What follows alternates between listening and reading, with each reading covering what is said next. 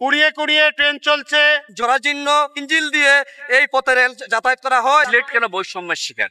যদি দাবি না মানা হয় তাহলে আমরা ট্রেন অবরোধ সহ কঠোর কর্মসূচি ঘোষণা করব। দুঃখজনক হলেও সত্য, সিলেটে রেল ব্যবস্থা অত্যন্ত নাজুক এবং ঝুঁকিপূর্ণ। সিলেট রেলপথ যেন আতঙ্কের আরেক নাম।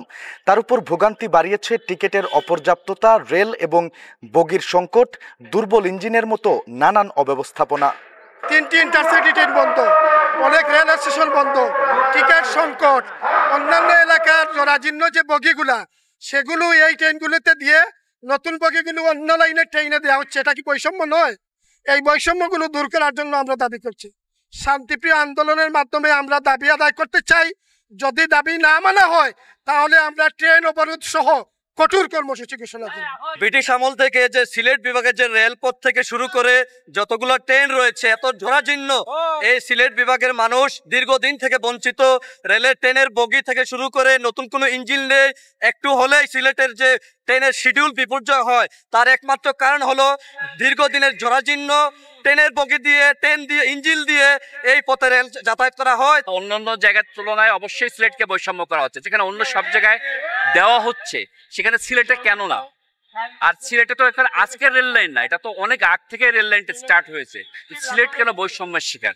2023-এ যে ট্রেনটা উদ্বোধন হওয়ার কথা ছিল সেটা কেন আদৌ বন্ধ হচ্ছে না? এটা তো অবশ্যই বৈষম্য করা হচ্ছে সিলেটবাসীর সঙ্গে।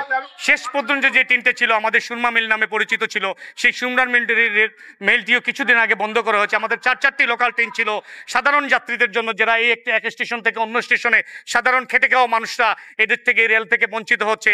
সিলেটবাসী যদি 1 কোটি সিলেটবাসী জেগে যায় তাহলে কিন্তু আন্দোলন চরম থেকে চরম পর্যায়ে চলে যাবে। ট্রেনগুলা কানলি এক্সপ্রেস, তারপরে আপনার জয়ন্তীকে আবার যেগুলো আন্তনগর ট্রেন সবগুলাই প্রায় রেলওয়ে লোকাল বানাই দিচ্ছে। মানে আমাদের সিলেটে বলা যায় যে একটা আন্তনগর ট্রেন নাই, সবগুলাই লোকাল ট্রেনে পরিণত করছে এই রেলওয়ে।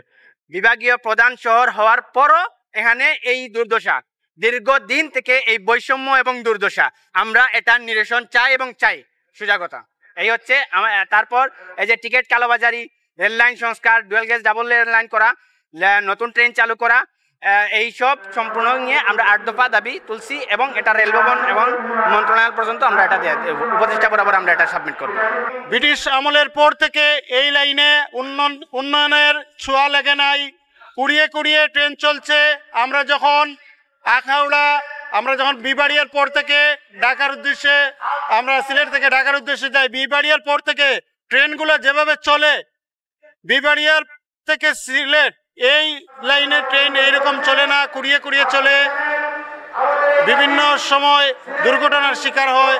আমরা এই সকল বৈষম্য দূর করার জন্য আমি সরকারের প্রতি আহ্বান জানাচ্ছি, অচিরেই যেন সিলেটবাসীর আপামর জনসাধারণের দাবি মেনে সিলেটে 2টি ট্রেন চালু করা হয় এবং সিলেট আখাউড়া লাইন যেন সংস্কার করা হয়।